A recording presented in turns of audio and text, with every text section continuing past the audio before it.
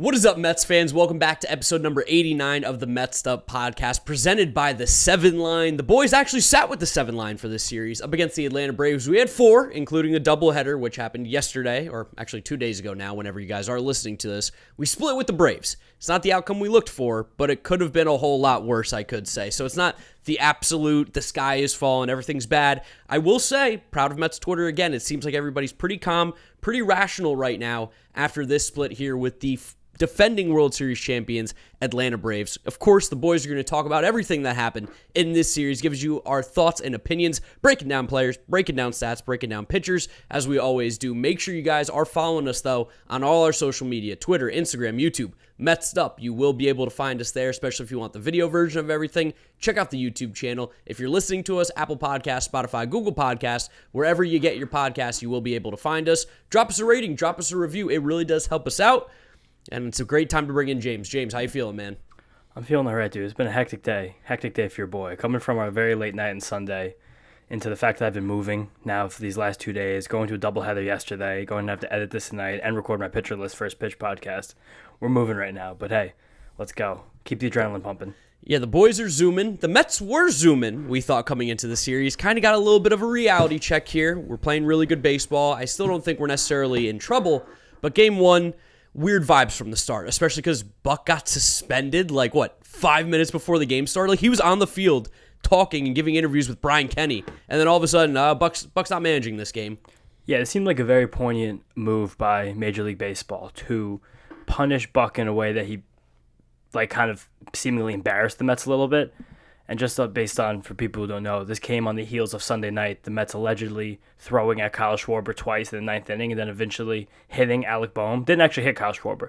Just threw 2 pitches that one was kind of close to him and one was not really that close to him. Got the fans riled up, this and that. But Yohan Lopez was suspended for 3 games, which might just ruin his entire season. There's very little chance now the guy who goes up and down would be held on a Major League roster for 3 days and when he can't pitch. And suspended Buck, pulled him off the field for a game, and a move that was very strange looking back. Yeah, and I think it just gave the Mets weird vibes, like you said from the start. We had, Hefner and Chavez, and who's our bench coach? Dick Scott, is that his name? That was Sherlock. Sherlock, that's his name. Sherlock. Dick Glenn Scott. Sherlock. Yeah, Glenn Sherlock. I think Dick Scott was the past teams, but Could have been a long time ago. could have been a really long time ago. That's where my head's at. Game one, whenever we have the 4-game series, it feels like it is a year ago when we talk about game one, and that's kind of how it was. But we did have Chris Bassett on the mound, and Chris Bassett fashion, he is still just really, really good. He's so good, and he gives so much stability to this rotation. Chris Bassett went 7 innings on Monday night, got 8 strikeouts, 1 walk, and 3 earned runs. He's just the best. He's such a pleasure to watch pitch. He does so many different things to the other team during the game. It's just this must have been what it felt like to watch really good pitchers in the 70s and 80s. Just be able to pull anything out of your tool belt you want at any given moment. Yeah, he will just come at you with 5 different pitches, and he'll throw them all, and he'll attack you in a bunch of different ways.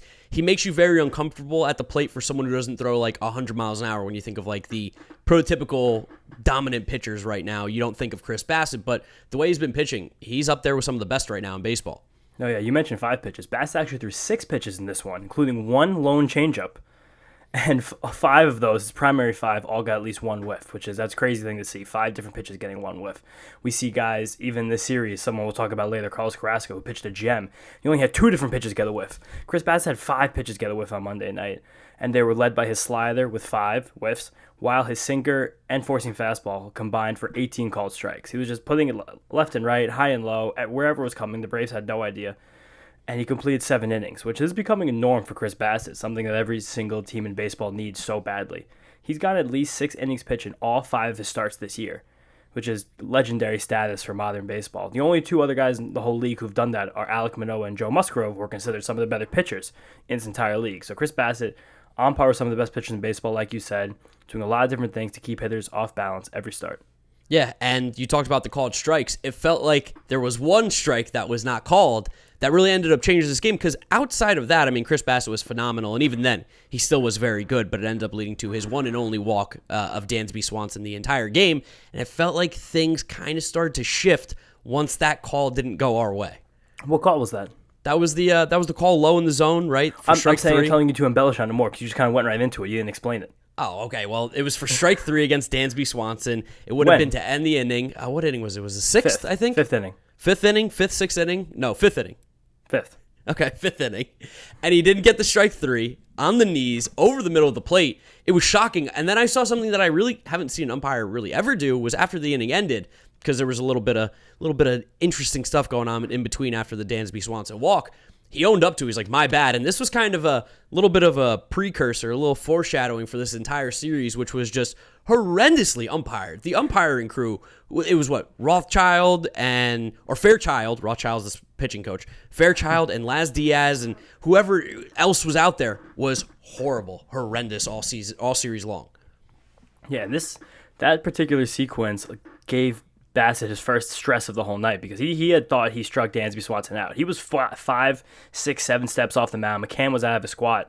Dansby early kicked some dirt, and the umpires never made the call, and everyone played it off Dansby played it off like he knew it was going to happen. But afterwards, Bassett seemed to lose his focus a little bit. He hit Ronald Acuna, and then he had a very scary at-bat against Matt Olson with 2 men on. He got out of that one, but that was stress, and that was the first time Bassett lost his focus, and it was very clear he did. I think that's another reason why the umpire actually apologized to him, because the umpire saw that one missed call negatively affected a pitcher who was cruising, for lack of a better term, and I think he kind of felt guilty about that, as he should have, but it didn't really help, because from there, the Braves rallied in the 6th. Wow, Travis d'Arnaud, official Met killer. I think Unreal. They said after Wednesday's game that he's now 16 for 38 in his career against the Mets, since he left the team, which is just really fucked up. Absolutely disgusting. And I want to just talk about d'Arnaud real quick, too, is that I feel like every time he comes back to play, he's like, I can't believe we got rid of this guy. It was so early. He was done, guys. He was done with the Mets. We saw what he had. He had nothing left in the tank when he was here. Clearly needed a change of scenery. That's just something that happens. It's not a guy that I'm going to look back on and say, man, I can't believe we let Travis d'Arnaud go. Hold on. My chair's really squeaking. I don't know what the fuck's going on.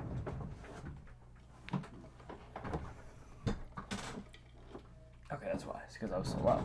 Let me get risen up. Change the view on everything here. Yeah, I understand what you're saying with that. And while Travis d'Arnaud with the Mets looked like a very bad player, I think it was just the circumstances around his untimely release, based on the fact that he was still rehabbing from Tommy John surgery. That was, I believe, the first day of May. It was probably about the 3-year anniversary of where we are right now, the very beginning of May 2019 with Brody Van Wagenen, Mr. Hothead at the helm. Dude was making moves. He was like, we gotta get rid of guys. If he's not playing well, get rid of him. Except for the players that he acquired. It was less than 12 months since Travis d'Arnaud had Tommy John surgery. That's why it was weird that they actually cut him that day. But that's while they're under the bridge. In the 6th inning against Bassett, the Braves rallied. d'Arnaud got the big hit.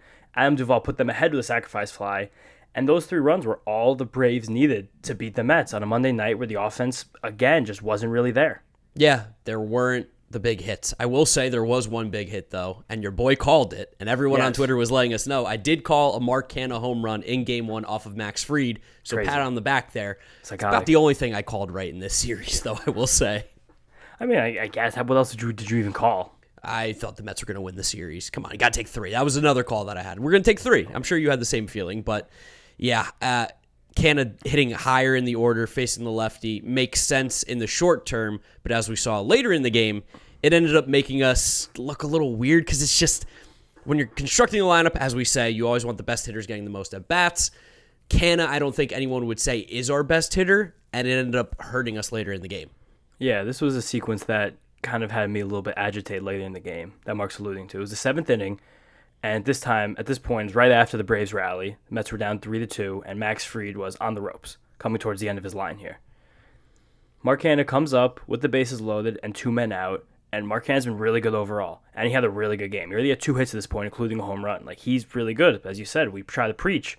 A lot of other organizations preach this. You got to put your best guys at the top of the order. And now we have the Mets down 1 with the bases loaded, 2 men out, and Mark Canha is at the plate instead of Francisco Lindor, Jeff McNeil, or Pete Alonso, which didn't really make any sense to me. The Braves brought in Colin McHugh, very good reliever, blew Mark Canha away, and then Trevor May let the Braves break it open next inning, and the game got away. Yeah, and we now know that Trevor May was not healthy, is not healthy, will not be healthy for the foreseeable future. Hit the IL with some elbow inflammation, right? Or something like that? No. It's a stress reaction. His humerus. Oh, that's a lot of... Where's the humerus? I believe it is the bone that's near that's under your tricep, if I want to be correct. I don't really remember exercise science. I think I dropped it after a few weeks, but I definitely never took exercise science. I was very much not into the biometrics of all that. But yeah, he was hurt. He was pitching hurt. It was obvious he didn't have his stuff again for what felt like the third or fourth appearance this year in a row. And he hits the IL. He got shelved. I mean, you feel for the guy. We've spoken to him, friend of the podcast, really nice dude. And you can tell all he does is want to win because after he was getting shelled and giving up the hits and the home run, I mean, he was screaming into his glove almost to the point of tears, it seemed like. He was saying, I'm so fucking bad. Like, you can feel for the dude. Allegedly. You're gonna go on Twitter. You're going to see people talking shit. They're going to say, you're horrible. Cut this guy. And, like, by no means do we think that's where we should be going here with Trevor May. And it showed a little bit later in the series that we definitely need an arm like Trevor May to step up in this bullpen to really help us out. It's just unfortunate that he was out there when he wasn't at his healthiest, and it ended up, I don't want to say costing the Mets a win because the Mets were still losing, but definitely didn't keep this game close. Yeah, and just Trevor May is a competitor. He doesn't want to leave the field like no other guy wants to leave the field. Like, he wants to be available to help his team win as much as humanly possible. Sadly, it just wasn't humanly possible, and it's hard to realize that as an athlete. Not that I am one or ever have been one, but I could imagine competing at the highest level. You want to be there as much as possible. So just cautioning all Mets fans not to give up on Trevor May. Don't forget how lights out this guy was last year. Hopefully we see him by the All-Star break, and then we can get this train moving again. Yeah, I think the official prognosis is what? He's shut down for 4 weeks, no throwing, another MRI, and then they'll see what's going on then. It's very similar to the Jacob deGrom situation. It's just, It's like I don't know where the humorous is, but I believe it's not his shoulder, so not as serious. Yeah, and this is a little bit of a foreshadowing into something we're going to talk about at the end of the episode, which is probably going to need a little bit of bullpen help. Maybe just a slight smidge here. It's not that the Mets bullpen's bad, but losing an arm like Trevor May, we're now kind of short-handed on the right-hand pitching side. Especially in terms of right-handed relievers who can pitch in high leverage and throw 98 miles an hour. Yes, that's one thing Trevor May does that a lot of guys don't do, throw 98 miles an hour. Moving on to game 2, though. That one was a loss. Game 1. It is what it is. Sometimes you get outplayed. They got outplayed by the Braves. And again, the offense wasn't there, getting the big hits, which we've talked about before. Sometimes the Mets will get the big hits, and they'll put up 10 runs, and sometimes they won't, and they'll have 2, like they did in game 1. Now, game 2, the boys were in attendance, doubleheader, a 3 o'clock start, which I don't honestly remember ever a 3 o'clock start game for the Mets before. But we had the doubleheader with the 7 line sitting first row, and we had a good matchup going up against the Braves. Game 1, David Peterson on the mound going up against, who did we go up against? I forgot now. Charlie Morton. Oh, Charlie Morton. Uncle Charlie, that's right, because he didn't pitch like his normal self. Mm-hmm. You would have thought that it was someone else. And the Mets got to him early, which was weird because when we saw the lineup going into this game, you said, okay, what are we doing here? Jankowski and Cannon were hitting 1-2. Yeah, it was just bizarre to see that tweet come through when I was on the 7 train heading to the park. And like, hilariously, it worked out, and we'll talk about that, but this is just weird process, weird lineup stuff that we've been talking about again. Like, Jeff McNeil had been crushing for the whole last week, and Jeff McNeil had been hitting towards the top of the order for the last collection of games. So why, with the righty on the mound, is Jeff McNeil now once again hitting the bottom of the order, and Travis Jankowski's hitting 1 with Mark Hanna behind him? Of course, it's baseball, though, and it completely worked. Travis Jankowski led off the game in just downright Mets fashion with an infield single and score the run. Travis Jankowski wound up with another infield hit in this game. They make 2 infield hits, and he wound up reaching on a fielder's choice. So that's 3 times on base without the ball leaving the infield, and he walked. So Travis Jankowski got on base 4 times in this game out of the leadoff spot without hitting the ball out of the infield and scored 3 runs. Because baseball.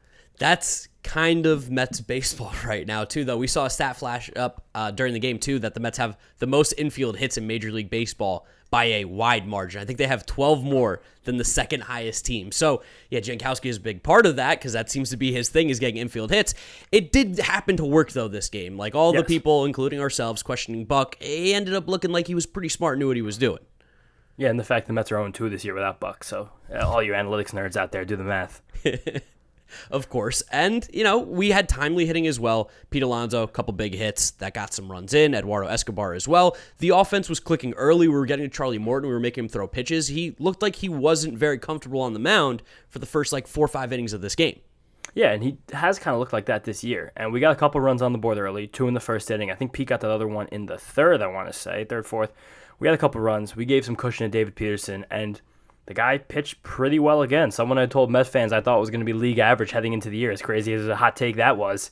It turned out to be kind of true. I was a little bit nervous heading into this one because the Braves are just good against left-handed pitching, and Peterson has struggled with this team, one in the past, and also we've just seen Peterson make a few consecutive good starts successfully in the past while falling apart not far thereafter. But He looked good. 5 innings, 6 strikeouts, 4 hits, 3 earned, 3 walks, just 4 hard hit balls. And honestly, if this wasn't a doubleheader, I think that Peterson would have only thrown 4 really good innings, and this would have been an even better start that we can hang our hat on. But one thing that's really impressed me with Peterson's his slider has just become a true out pitch. He had 7 whiffs on 13 swings against a right-handed heavy lineup. He was just hammering that back foot, doing that again.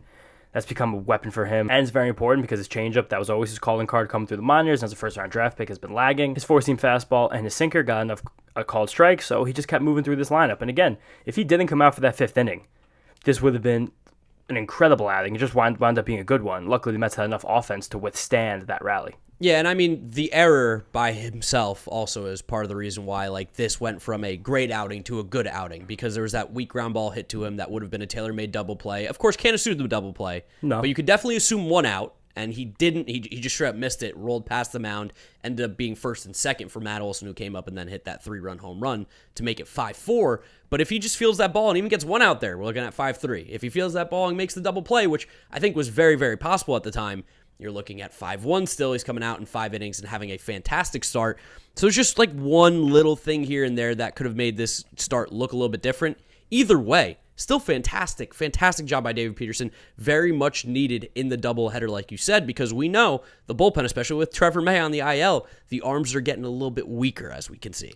Yeah, and he did his job. If this wasn't a doubleheader, I'm kind of sure. I'm hopeful that he wouldn't have seen this Braves lineup, including Matt Olson, for a 3rd time. And I told you in the 3rd inning of this game that the 3rd time the Braves see David Peterson, there's going to be a rally. And I was having a bit of a bad stomach day at the ballpark, so I knew I was going to have to spend a good quality 10-minute bathroom set. Shout out to all my brothers and sisters in arms with IBS out there. And I told Mark, I was like, hey, I'm going in the 5th inning because that's going to be the Braves rally. And I went. And that was when the home run happened. So yeah, as soon as the error happened, I was like, Matt Olson's hitting a home run and he crushed. That dude's so freaking good. He's does he even care about lefty? It feels like it doesn't even matter to him. Not really. And also, internally, the Mets should have also realized, hey, let's just take out a lefty and bring in another lefty. That should have been chasing Shreves at bat no matter what else was going on. Yeah, or Joely. Or Joely. Whatever it was. Again, doubleheader. That's probably why they're really trying to push the envelope here. 5-4, though, and then our boy, Adam Ottavino, he comes in too. He pitches really, really well, and that was for his 2nd straight appearance, right? That was second straight appearance. He had pitched. Well, he got blown up on Saturday. Not blown up. Kyle Schwarber hit a crazy home run off him. Didn't pitch Sunday, and now Monday, and now Tuesday again. But Tuesday was a great inning. One of the best innings of the year. Struck out the side, I believe. That swing and miss to Adam Duvall on the pitch that was slider. About 60 inches off the plate that he swung at. It looked like the Todd Frazier swing with the Tukey Toussaint slider that happened a few years ago. It was one of the worst swing and misses I've ever seen. I say he threw a Frisbee. Yeah, he threw a Frisbee. He was absolutely disgusting. And then our boy Drew Chains came in and doing the Drew Chains thing. 2 innings, scoreless baseball, disgusting. 2nd best reliever in the Mets bullpen. I think we can put the stamp on that pretty officially. Well, we're definitely going to get a chance to see if that's true because, again, with the May injury, it seems like Drew Smith is going to be the guy who's going to get a lot more high-leverage late-inning reps. And he's really taken advantage of it thus far. I was really impressed with those 2 innings. He's not given up a single run this entire year. That's, I believe, 12 straight appearances of scoreless baseball with the Mets for Drew Smith, a.k.a. Drew Chains. And every time he comes into the game, I feel really, really comfortable and confident. I do as well. And it was very important for the Mets to get the 2 innings out of Drew in this game with another game coming and no off days before or after the series. So that was very important from Drew. And then Edwin came in, slammed the door, looked really, really good, and a great, great team win for the Mets. Yeah, great team win. I guess if we had one complaint for this game, because we're going to do that, there's this weird portion of the game where Charlie Morton was on the ropes and the Mets decided to get extremely aggressive and saw 26 pitches, I think, in 3 innings, which kept 27, something like that. Yeah, something like that. Kept Charlie Morton in the game a lot deeper than he really should have been. And kind of helped, too, because then they could go to Jesse Chavez, who we can never figure out how to hit. I guess he kind of just does that to everyone. He's kind of a good reliever. He is. And that saved their bullpen, which kind of builds into a little bit more of the story here as we keep going. But we had a chance to knock Charlie Morton out. We were swinging at a lot of first pitches. I get it. He throws strikes. He doesn't really walk guys. But just felt like at the beginning of the game, the Mets were really patient. It was paying off. And then now, later in the game, they just kind of got restless, it felt like, and were swinging at everything. Yeah, I mentioned this verbatim in the preview for the Braves series from Monday, but I said that if the Mets really wanted to win this series, the goal was knocking out one of the Braves starting pitchers very early in the doubleheader. And in a game where you score 5 runs in 4 innings and the other team only has to use 2 pitchers, that to me is a bit of a failure inside of a 4-game series when you're trying to put the team down. Definitely. And it gave different vibes going into game 3, although we will say the vibes in the stadium were rocking. Everyone was feeling great. You always feel great when you win game 1 of the doubleheader. 7-line was there. We're feeling good. The Mets had a nice little offensive performance there up against Starling Marte, beating the World Series champions. And, it kind of continued on. Carlos Carrasco on the mound was absolutely phenomenal. I don't think it can be understated how important this guy has been to this team. As bad as he was in 2021, he has completely just gone 360, right? Or 180? What do you say for 180. that? 360 is the same. Okay, so yeah, he's done a 180, and he's been so good. Definitely. I'm not going to take a victory lap either in Carlos Carrasco. I'm going to take like a victory jog, maybe a victory like a victory 100-meter victory instead of the full lap. You could do the bat flip for like a double off the wall. Sure, yeah, but I don't want to do that. That looks pretty bad. You got to hustle into second. Bat flip into a slide's a bad look, but I told everyone to exhibit patience with Carlos Carrasco, that he was working on a lot of things last year that I thought would be meaningful in the long term, and it's proven to be true. Like, he definitely isn't this good, a little bit like the way Taijuan Walker started last season. Like, Carlos Carrasco is not going to be a guy who pitches the whole season to like a 2.8 ERA. Yeah. Like, he's probably not going to win 18 games unless something really clicks, but this is exactly what we needed from Carrasco. Last year, when he was included in the Francisco Lindor trade, and then just heading into this year with all the question marks surrounding our starting rotation, he went 8 innings in this second game of the doubleheader against the Braves, a game that was, 2 hours and 20 minutes in total? Yeah, it was a quick one. And we were complaining about the first game being so long, because remember, I think like in the first 3 innings, or the first inning, whatever it was, that was the most pitches ever thrown in a Mets first inning, I believe you said. Or like a Mets-Braves game. It was something like there were 80-something pitches or 75 pitches between the two teams in the first inning. We were like, here we go. Going to be a long night here at the park. And we were on the train going home by 9:15. But a lot of that was due to Carlos Carrasco working very efficiently in the second game, going 8 innings, 5 strikeouts, 6 hits, 2 walks. Like, that is what we need. Let's go, baby. The first pitcher in all of baseball to go more than 7 innings twice this season is Carlos Carrasco. Yeah, I don't think anyone could have made that bet. If you made that bet before the year, you'd be like, you're crazy. This is a guy who's locked in for 5, but he has been so, when he's on, he's able to give us length, and especially like you said in this doubleheader, so massive. Old school, baby. The guy's old school. He just goes right at hitters. He wasn't really throwing many balls. I feel like, never mind. I think he was throwing a lot of balls, so I'm not going to say that. He's just old school. He attacks hitters. He doesn't really overcomplicate things, and he looked good. This game specifically, it was one of the least complicated he's ever made his starts with the Mets, because he threw 82% 4-seam fastballs and sliders. That is the most the most focus I've ever seen Carrasco on 2 pitches in his tenure with the Mets. And he was not perfect. The Braves had lots of hard hit balls, lots of them. And again, Carrasco couldn't really get a feel for either his sinker, his changeup, or his curveball. But those 2 pitches I said he focused on, the fastball and the slider, clearly those are 2 pitches that he knew going into the game he was going to have. Each of them had at least 8 whiffs, and his whiff rate was over 30% for the entire game. So with only 5 strikeouts in 8 innings, that high whiff rate makes you think there could be more strikeouts following.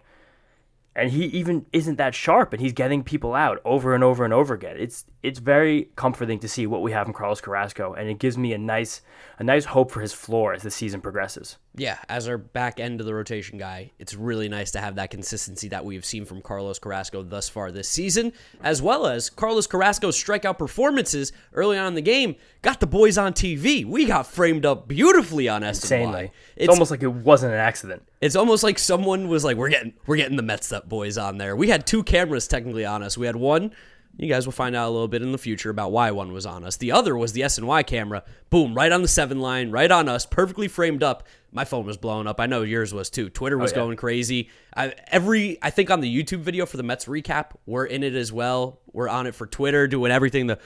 Struck him out with the 7 line. It was cool. I think that was the first time I've ever been on TV, actually. Really? For anything?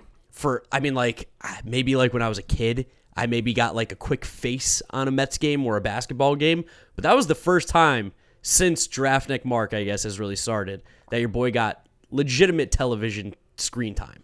I've had a lot of local news spots in my life. At least 3 times I've been on local news between Ohio and New York, New Jersey. Just like a la Klay Thompson when he was worried about scaffolding a few years ago. One of the best Twitter videos ever. I was highlighted. I did like 35, 40 seconds one time because the turbine in my plane exploded as I was taking off in Puerto Rico. Crazy story. Don't want to be on the news for that. No, I mean, everyone was safe. Thank God everyone was okay. But I was on the news for that. I was on the news another time, like pumping myself up for the Ohio State's college football championship run 2014. There was another time, I'm trying to remember it now, but I can't. But I've met a few local TV appearances. I think I now remember I had one, and it was actually in Houston, Texas. So no one literally would have known because, again, I would think I was like 13. What was it? Hurricane Sandy, the big one that hit, that like everybody lost power, got like flooded basements. We were stuck in Texas, me and my family. We were just like hanging out in Texas in the summer, and we had to fly back. And they were like, well, you can't because there's Hurricane Sandy going on. So I think we like flew into Washington. We were in the airport for like 18 hours or something crazy like that. And I got interviewed by a newscast. They're like, hey, can we talk to you? I'm like 12, but sure. Okay. Asked me a bunch of questions. I'm like, I just want to go home. The time I was on the news for the longest period of time, like close-ups of my face after that turbine thing on Eyewitness News, it had been right after we graduated high school. And that night I got back, I was going to a graduation party at my friend's house, and I was walking through her house to go to the bathroom while her dad was sitting on the couch like half asleep watching the news. And as I walk past him and walk into the bathroom, literally my face pops up on the news, says like James Giano, resident of Westfield, New Jersey, wearing an Ohio State shirt and like a backwards Brooklyn Dodgers hat, just looking like the biggest 18-year-old douchebag you could draw with a pen or pencil. And he was like, oh my god, it's you. I was like, oh yeah, it is me. Oh my god, I can't believe they got this on here. But and beat Bobby Flay. Yeah, Beat Bobby Flay. I forgot about that. It was a paid extra for Beat Bobby Flay in the fall. I was on TV. I was flashed a few times. I got a line in. You got more screen time than I have. Yeah, really. Face for camera. And we got all the help we needed. Again, it wasn't a huge offensive showing in this game, but Dom Smith continues the redemption tour as he got a big double for us. No, not blah, blah, blah. Did he hit a double? Yeah, 2-run double. Off Kyle Wright, first inning. Where'd it go? It was opposite field. Yeah. Wait. I think it was opposite field. You don't have to be that specific, do you? Okay, no. 2-run double. No. Let me write this down. All right. The Dom Smith redemption tour continued. He got a big double for us, a 2-run double off of Kyle Wright. Dom Smith continues to be swinging the bat better. I don't know if I'll say he's officially back. The numbers are a little inflated with that 4 for 4 in a small sample size. But the fact that Dom's got, 5 hits in his last 3 appearances, that's a good sign moving forward, especially when we did cut Robinson Cano. He's no longer a part of this team, which, did we talk about that in the last episode? We talked about the fact that we wanted it to happen, but said we wouldn't address it. I guess now it's old news. Yeah, it's kind of old news, but yeah, Robinson Cano's cut. Woo! Yeah. I will say the cool thing about the Cano cutting, I should say, is that Billy Epler went to Steve Cohen and said, what do you want to do? And he presented all the options, presented all the financials, presented everything, and Steve Cohen said, make the baseball decision. Love that. That's so sick. Steve Cohen, that's all we've wanted. That's all we've wanted from an owner. Baseball decisions, not financially driven. Unbelievable. And now it's going to hurt when Robinson Cano inevitably signs like the Yankees or the White Sox or the Padres and has like a hot week for a team that really needs a lefty bat and has ample defensive replacements on their bench, unlike the Mets, but just block it out. Robinson Cano not being on this team makes them better, and that's all that matters. For sure. Pete, of course, hit the home run as well. He's somehow second in the league in RBIs, which also Starling Marte is third, I think, in the National League in RBIs, which is sixth or something. It's even crazier, especially when I go into some stats later on here. Clean game, though. Clean game start to finish. Mets win it. Seth Lugo gets the save, and we sweep the doubleheader, feeling really good because you can't lose to the Braves in this series at the absolute worst. You're even with them, which is a pretty good spot to be if you're the Mets, considering you have like a, 4.5, 5 game lead on the Braves, I think. I think it was more, but I'm not looking at standings. It's May. Fine. Just win as many games as you can. You can keep me level-headed. That's fine. Moving into Game 4 now. Do you forget what happened last year? Like, how could you care about the standings and the game's up in May? I'm a Mets fan. Of course I forget about what happens every year. I try my hardest to forget about everything that happens every single year. Let me enjoy first place in May like I do every year. Oh, my God. All right, keep going. All right, Game 4, Poop Fest. It was cool. Poop Fest. It started off cool. McGill was awesome. He actually had thrown 9 consecutive no-hit innings, which that's kind of fun, a fake way to throw a no-hitter, but McGill's still so good. He's really good. He continues to be really good, and he looked really comfortable, especially early on in this game against the Braves. Definitely. McGill came out of the gates very hot in this game, as he does very often when he pitches, but it just kind of, except that Giants game, it just continues to hammer home the idea that while Tyler McGill has looked incredible, he is still very much developing. You mentioned it, but he just started off very hot. He had 7 strikeouts through the first 4 innings of this game and 9 through the first 5, and it looked like he was just going to cruise along to another great Tyler McGill start. His four-seam fastball was missing bats as usual. I think got 9 whiffs on 22 swings in this game. That's elite. Some of the best pitchers in baseball won't do that on a start-by-start basis. McGill actually has one of the highest four-seam fastball whiff rates in all of baseball, which is the mark of a guy who has a wildly high floor because he can throw his most basic pitch right at hitters and they won't hit it. Downside, though, of this is that his velocity was down for kind of there's kind of been a multiple start thing here now. He came off that 98-99 that we saw him for the first 2 starts of the year. And this was his first start all year where he didn't crack 97 miles an hour. So I don't think this is necessarily a bad thing about Tyler McGill's outlook for the rest of the season, but the writing did seem to be on the wall that he wasn't going to be able to give prototypical length in this outing. And not even that he's given prototypical length all year. I don't even think he's amassed 95 pitches in any particular start. But he worked out of trouble in the 5th inning when the Braves had 2 on and none out. Pretty impressive that he got out of that too, by the way. Yeah. Because he turned into a different gear and he was just dominant. Like you're not Growling. beating me. It's not happening. I'm Tyler McGill, big drip, big dick, whatever you want to call him. I mean, he was pretty filthy once his back was pushed up against the wall, which I think is big. You talk about development, talk about some high leverage situations, being able to just kind of nut up like that and be better. That's kind of sick.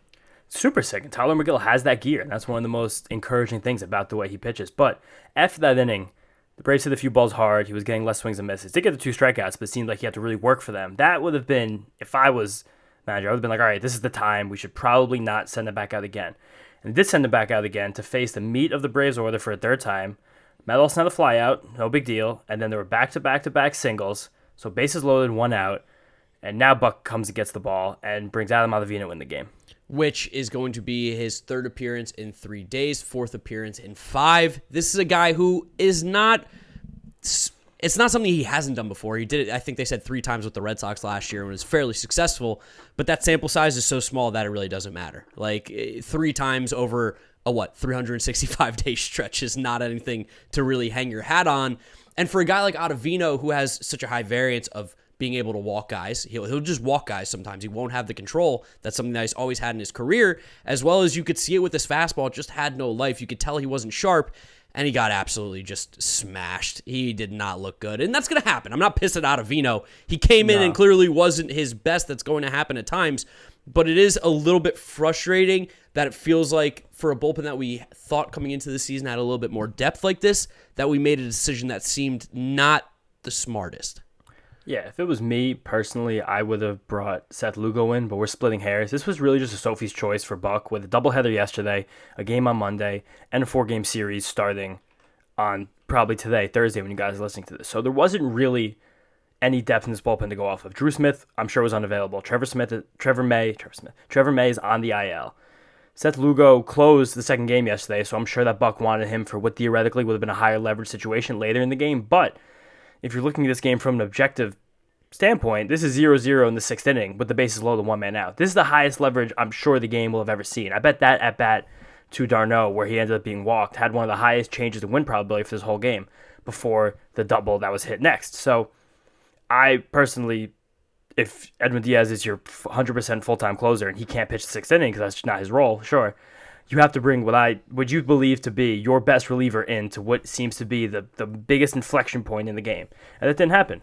Adam Ottavino also, he could have gotten out of it, but this is the issue with situations where you don't make the perfect decision, you just make a decision that seems to be the right one, and it backfires sometimes. Yeah, and I think we might be back to that Seth Lugo thing of not working 2 days in a row, because he worked 2 days in a row the first 2 games of the season, and then we know we hit that weird little rough patch. So it seems like, because that's the only time he's worked 2 days in a row, that maybe they're just back to doing that, which is such a killer too, because he threw 8 pitches. He threw 8 pitches the day before. You got to be able to come out and throw again after throwing 8 pitches. Again, I'm sure this isn't a Seth Lugo thing. I'm sure he's not like, I don't want to be out there. I threw 8 yesterday.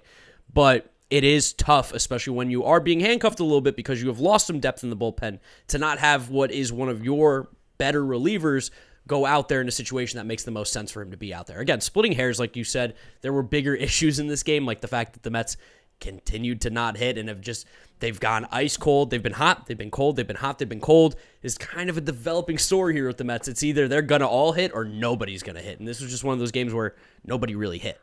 Yeah, and that magnifies the fact that it's a 0-0 game in the 6th inning with the bases loaded, nobody out, in a situation where 1 or 2 runs you did feel like would break the Mets back. It eventually turned into 7 before you could blink, and that did certainly break the Mets back. But if this was a 2-0 game, and it could have been a 2-0 game or a 3-0 game, the Mets had plenty of chances in the first few innings of this game. Pete Alonso had an at-bat with men on. Francisco Lindor came up a time or two with men on. I believe somewhere lower in the order came up with men on. I want to say it was Canna. I think Yorme came up too with some guys on later in the game. There were chances, and the Mets weren't able to cash in. That made a sixth inning feel like the highest leverage situation possible, like I was mentioning, because you did feel like if you let the Braves get multiple runs, that this game might get out of hand. And yeah, I don't want to keep, beating the same drum here, but we have talked about Buck's decision making. We've talked about the bullpen decision making. This is something that we've known has been a thing with Buck forever. But if what you said is true, and it does make a lot of sense that Seth Lugo isn't throwing back-to-back days anymore, then Adam Ottavino is your best pitcher, not named Edwin Diaz, who was available to even pitch in this game. So it seemed like Buck maybe was trying to use Ottavino, didn't want to for his third straight day, but knowing that he's his best shot at a strikeout, get through an inning, pray to God, and then you send Trevor Williams out there for the 7th and 8th, pray to God you find a run, he keeps the Braves off the board. Like, I think that was the path Buck was trying to go down. And it does make sense if we know Drew Smith was not available, and if Seth Lugo was not. So again, I can't really fault Buck for this, not knowing the whole story. Yeah, and also I think this builds into what is, I think, maybe a concern now is the Mets bullpen depth, especially if we're going to be using Drew Smith as much as we are now, because he was kind of like an added extra when we came into this year of like, man, Drew Smith is going to be like our third or fourth guy. How great is that? Where Drew Smith is now very much thrown to the fire, going to be pitching a lot of high leverage situations, especially if Seth Lugo can't go 2 days, especially if Ottavino now kind of takes over as more of these high leverage situations. There aren't as many quality arms as we thought, and it's not because guys aren't good. It's just because we have had injuries. Losing a guy like Trevor May is so massive to this bullpen. It pushes everybody else up one, especially when we're carrying 2 lefties, and we have Trevor Williams, who's kind of like this long mop-up role. Like, there's just a lot of spots. Adonis Medina took the spot of Trevor May right now. There's a lot of spots that can't really handle the situations that we need them to be in, which I think could maybe down the line be a bigger issue for this Mets team, and maybe something we need to look at going forward is acquiring maybe another right-hand arm for the bullpen. Or the fact that just maybe the lefties in the Mets bullpen can face righties. Joely Rodriguez has looked really good over the last few weeks. I believe it's 6 straight scoreless outings for him after that Real Muto home run, and he's a guy over the course of his career has shown he can get both righties and lefties out. Jason Shreve is a guy who has a relatively deep pitch mix, who has shown over the course of his career can get righties and lefties out. It seems like one of those two will have to step up in this Mets bullpen, and maybe the Mets will have to not be so rigid in their use of a lefty enters the game only when there's a lefty at the plate. Because the way Major League Baseball lineups are ordained now, you're going to have lefty-righty, basically going down the whole order. So if you're bringing a lefty in to face a lefty, there's going to be a righty behind him who's going to hit him better than he would hit a righty. So at this point, just bring in Joely Rodriguez to face Travis d'Arnaud with the bases loaded and hope for the ground ball. Joely Rodriguez has shown the ability to get this year. Yeah, I don't necessarily know if anybody would have been questioning the decision if Adam Ottavino was the only other option, having pitched would have been his 4th time in 5 days. Like, if Ottavino was fully rested, ready to go, yes, you obviously put Ottavino in there, and you just, what happens at that point. But the fact that we have 2 guys seemingly that won't be used in higher leverage situations because of the left-handed arm is a little bit frustrating, especially against a Braves team who has 1 left-handed bat, and that's Matt Olson. You're not really worried about anybody else who's a lefty on that team. So yes, at that point you just need someone to get people out. But I think, again, this problem is being exacerbated by the fact that the Mets could not get on the board against a guy like Ian Anderson, who was absolutely not sharp in the slightest. He had Super 1 strikeout, mediocre. walked 4 Mets. The ball was around the plate all day. There were plenty of balls in play. Just for some reason, they just couldn't really drive anything, couldn't get around on him. Yeah, I mean, moral of the story here is, guys, they lost the game. We know this. I got some fun hitting stats for you, and by fun, I mean it really makes you want to rethink your life, because since the trip to Arizona, the Mets straight up stink at hitting. And there's a couple guys that are playing well. McNeil is still really good, doing his Jeff McNeil thing. It doesn't really make sense when you look at it on like hard hit rate and all that kind of stuff. But Jeff McNeil has clearly gone back to the game that he once played. I think they even talked about that fact that he said, yeah, I know the baseballs aren't traveling, so I'm stopping. I don't care about hitting for power anymore. I'm just going to put the ball in play like I have. And it's shown in his numbers. He's back to the old Jeff McNeil. Got robbed of a home run today by Guillermo Heredia as well, who's turning into a rat fuck very quickly with the glove, because former Met as well. So yeah, I mean, the offense hasn't been great. That really plays into the stats I'm about to tell you, because Lindor, Alonso, Nimmo, Marte, and Escobar, who are our top 5 hitters probably in this lineup on any given day, have been really, really bad since we went to Arizona. Their OPS, James, is under 600. If I gave you an over-under, you probably would just say over simply because they have to be over 600. No, 556. It's bad. Over a 12-game stretch for more than half of our lineup. The 1 through 5, basically. 556 with 3 homers, 6 doubles. That's 9 extra base hits in 12 games from these guys, who are supposed to kind of be extra base hit machines. It's also 12 games times 5. It's 60 games, theoretically. Yeah, over 60. Yeah, I didn't even think about it like that. How many walks do you think these guys had in these 12 games? Oh my God, 6? 17. It's a little bit higher, 5 hit by pitch, but that's a 279 on base percentage for those 5 hitters. That's really, really bad. The batting average, I know batting average doesn't matter, but 209. That's really bad. The slugging, 277. I mean, Jesus Christ, that's horrible. I looked up into some deeper numbers here. I love barrels. Barrels is one of my favorite stats that you can look at. Basically tells you hit the ball hard and you hit it at a good launch angle. The Mets have 12 barrels. Which of those 5 Mets do you think has the most? Oh, God. Nimmo with 4. Pete is last with 1 barrel during that time. 1 barreled up baseball. That's probably the 1 home run. Yeah, that's the 1 home run. 174 balls have been put into play by those 5 guys in this 12-game stretch. 116 of them are considered weak/bad contact by Baseball Savant. 40 of those are considered to be flares and burners, which are basically bad contact that just falls for hits or falls for a little bloop here and there. 4. They don't necessarily have to fall for hits. That's just bad contact. 4 solid contact balls along with the 12 barrels, so that doesn't include barrels. It's just worse, but still good contact. 88 ground balls of those 174 are put in play. These are all bad numbers that are not great, and I'm not trying to say the sky is falling, but I'm going to spin zone it at the end, so don't worry about it. Let me keep going here. I'll spin zone at the end. 56 hard hit balls, 21 of those on the ground. That's a hard hit rate of 32.18%. I was looking at players who are doing similar things to the Mets offense over the last 12 games, just kind of as a whole. We're looking at as if the first 5 batters of this Mets lineup are Elvis Andrus or Jurickson Profar these last 12 games. Those are 2 of your favorite players. Those are 2 of my favorite players for being so horrendously bad. Their barrels per batted ball event is 6.9%. Like, nice, cool, 69. But also, no, not nice. Very bad. Horribly bad. You know who has a very, very similar barrels to batted ball event here? Who? Jurickson Profar. Stop bringing them up. Jurickson Profar. Barrels per plate appearances, 4.5%. You know who else has 4.5%? Lindor. Jurickson Profar. Oh, Jurickson Profar. The 1 through 5 over the last 12, 13 games has been Jurickson Profar. So here's my spin zone. The Mets are still winning games despite having 5 Jurickson Profars in the lineup. That's crazy. So I know we're getting extremely lucky. And I think as we dive deeper and deeper into these numbers, again, 12 games, it is a small sample. You don't expect this over a full season. The Mets were scalding hot to start the year. But over this second half of the season, in the young season that it has been, the first 5 hitters of this Mets lineup who are getting the most at-bats and the most plate appearances and are the guys who are supposed to do the heavy lifting have essentially disappeared. And we are still doing pretty well.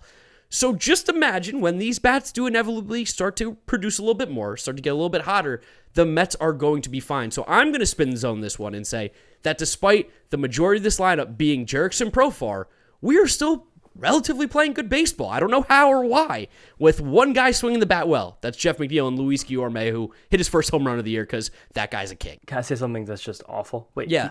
When did Guillorme hit the home run? Late in the game. He hit one today? He hit one today down the right field line. I might leave that in. Fucking love Luis Guillorme.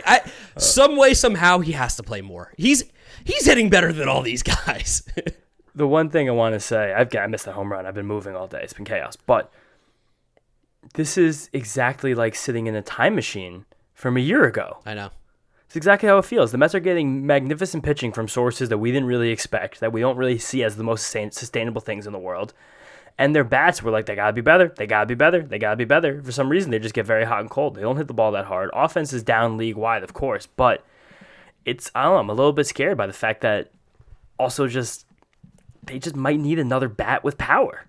They probably need someone who's going to hit the ball harder consistently. I think Starling Marte has been a bit of a disappointment, if we're going to really get into this conversation real quick, just because he looks old. He didn't look old last year with Oakland and Miami and wherever he was. But he looks old this year. He's getting thrown out stealing. He's not as fast. The sprint speed numbers are down. The hard contact numbers are down. Like, all the numbers are down. That's expected. We knew, signing an older player, that this was a real possibility. We just maybe didn't think it was going to come this quickly. And I think that the way the lineup's constructed right now, you almost have to stop caring about guys' egos and their potentials. Lindor and Pete, I'm fine with hitting 3 and 4 every day. Those guys are going to figure it out. They're very, very good hitters. But a guy like Starling Marte, or 2 and 3. But a guy like Starling Marte probably has to be towards the bottom of the order right now, and you have to find a way to get Jeff McNeil more at bats. The way he's swinging the bat, you have to find a way to get more at bats. And even a guy like Mark Canha, who I know we talked about being higher in the order, wasn't the greatest decision. In this time when everyone's struggling, he's still doing the Mark Canha thing. Hitting 300, 350 on base, 417 slugging, 767 OPS, 40 plate appearances. So again, it doesn't really, what's the word I'm looking for? It doesn't really even out. It's not like a real sample size for these stats. No. But he is doing what he's always done. It's just he's boring. That's Mark Canha. That's why we call him Marky Cheerios. But the meat of the order here, the top 5 hitters that we think about when we think about this lineup day in and day out, have been struggling massively. And I don't know how you fix it. I don't know when it will get fixed, but they have to swing the bat more because you can't have 5 jerks and profiles in a lineup. No, definitely. And a lot of this will fall on Pete and Lindor. Those two guys both have to get hot. Francisco Lindor has been absolutely ice cold since we anointed him the MVP of the National League. So we look kind of like idiots for that. I took multiple victory laps on Twitter, so I'm really hoping this skid doesn't go another week. But those are the two guys who are really, along with Brandon Nimmo, the only ones I thought, and projections backed me up on this, going into the year were going to be like significantly better than league average. Like potential for 20, 30, 40% better than league average with the bat. Like as much as I love Starling Marte as a player, and as much money as the Mets gave him, and as like popular as he is, and how his counting stats have always been great the last few years, he's just never really been an elite bat. He could be an elite baseball player without being an elite bat. Yeah. And Starling Marte just doesn't really hit the ball hard. He hits it on the ground more often than not, and he doesn't hit for that much power. And now the fact he's only 50% on stolen bases, that makes this thing work a lot better. Howie gave a crazy anecdote he got from Wayne Kirby today about why Marte's been getting caught more often than not. What do you have for us? Kirby said Marte's been getting much smaller leads this year, and that's why a lot of the times he's been getting called out, it's been by like a step. So you would think that was because of his sprint speed, lost a step. Well, he has lost a step. Apparently, he's a bit confused by the inlets in Citi Field because they changed the inlets this year to facilitate NYCFC playing significantly more games there. So with that, the inlets at Citi Field are apparently a little bit like carved out closer to the bag than most other parks in baseball. Starling Marte, man of principle, man of habit, he takes his lead to the inlet. That's what he does. At Citi Field, that's basically a step less of a lead. He's been called out. He's been thrown out by a step multiple times, especially at home. Wow, Isn't that crazy? That is crazy, and I, like as a former player, I can completely relate to that because anytime you start to get past that cutout, you're former like high school player. Yeah, former high school player. I think everyone knows that by now that's been listening. I will never pretend to be a major leaguer, former major leaguer. But I think that makes sense because once you start getting past the cutout, you're like, this is a big lead here. Like it's a mental thing. It doesn't really matter how far it actually looks to you. The cutout is usually about what a good lead is. You get to the cutout, that's a good lead. That's really interesting. And they need the sod at that spot because that's where the rest of the soccer field kicks in. Wow, that's like something I never would have even slightly thought of. No, and these are the kind of things you get listening to the Mets radio broadcast, baby. Howie Rose. That is very intricate. I will say, as rough as the offense has looked, as quiet as the bats have been, we do get those games sprinkled in there. And again, that's because we hit singles, and that's what's going to happen. But going into the next series, we're going into a great place to really get the bats to warm up. If you're not going to Colorado, let's go to Philly. And the Mets usually swing the bat pretty well in Philly. Everyone likes to hit there. It's a bandbox. And we do have a very, very big, again, 4-game series going up against the Philadelphia Phillies. I'm tired of seeing this fucking team, but we have been pretty successful against them, so it's been okay. Yeah, pretty successful against them, and we get Max Scherzer in this series, which is a big sigh of relief. But before that happens, just to take you through the pitching matchups, Thursday night, likely tonight when you're listening to this, Taijuan Walker against Aaron Nola in a matchup that is probably the most lopsided pitching matchup the Mets have had to deal with this entire season. Yeah, I mean, Taijuan has looked fine in his one start back. He's facing the Phillies again. Only against the Phillies. 3 straight appearances against the Phillies. Only 3 appearances this year, which I don't like. I was just about to say, I don't like that. The only 3 times he's pitched this year has been against the same team. Keep an eye out on Taijuan in this game. I think this will be very telling as to how he's pitching right now. Also, something very interesting about this Mets-Phillies series, before I take you through the other 3 pitching matchups. 4-game series, all 4 games with a different start time. Wow, really? What times do we have? Thursday, 6:45, so everyone be on the lookout. Games start 20 minutes earlier than usual. Friday night, 7:05, normal. Max Scherzer versus Kyle Gibson in a game where I'll probably break a chair if the Mets lose. Saturday afternoon, the 4 o'clock slate. Great time for a ball game. Chris Bassett versus Zach Eflin, another game where I would like to see the Mets take advantage, but Bassett's the guy who will allow some fly balls, so Philly could be dangerous for him. And then Sunday afternoon baseball. Mother's Day. Mother's Day game, pink bats. Shout out to all the moms out there. Shout out to the moms listening to the show. 1:35, new across baseball starting time on Sundays, Carlos Carrasco versus Ranger Suarez in a game where the bats could also be active. Yes, there's this is a really, really interesting pitching matchup. It seems like none of them really lined up to be what you would expect. No, bats at Eflin a little bit. And, I mean, there's really not too much for us here to talk about with previewing the Phillies. We've played them, Twice. Seven times already? 6 times already, 7 more before the month is out. So you guys know everything you need to know about the Phillies. We know Kyle Schwarber's hot. He remembered how to hit, so that's going to be fun to deal with. And we know that he did some damage against Taiwan last year. So hopefully Taiwan is able to settle down the bats there a little bit. The Mets swing, I think they're going to be okay. The pitching really has been good. Keep an eye out on the bullpen because we do lose an arm there. I feel good. Like, I think there's a chance that a lot of Met fans are a little bit nervous after what we just saw because it's always hard to end a series with a really bad taste in your mouth, getting routed by the Braves 9-2. But this team, despite the offense being hot and cold, has still put together pretty good performances. The pitching has still been very good. There's no reason that the Mets, again, shouldn't be able to win a series against the Philadelphia Phillies here. No, or at least, again, split it because this team seems like they need a jolt in the arm right now. And until we see Francisco Lindor, Pete Alonso, Starling Marte, or Eduardo Escobar, until we see, not Starling Marte because he doesn't hit the ball hard, until we see Francisco Lindor, Pete Alonso, or Eduardo Escobar start to consistently drive the baseball, it's going to be hard to score runs because you just kind of have to benefit off good luck and other teams' mistakes. Luckily, this other team's probably going to make a lot of mistakes in the Philadelphia Phillies. A ton of mistakes. And just go back to the game that we were playing at the beginning of the year. Patient, hitting the right pitches, driving the ball the other way, taking the doubles, taking the triples. Like, I don't think this team's going to hit a lot of home runs. It feels like they might hit the least amount of home runs maybe in all of baseball this year, just how it's constructed.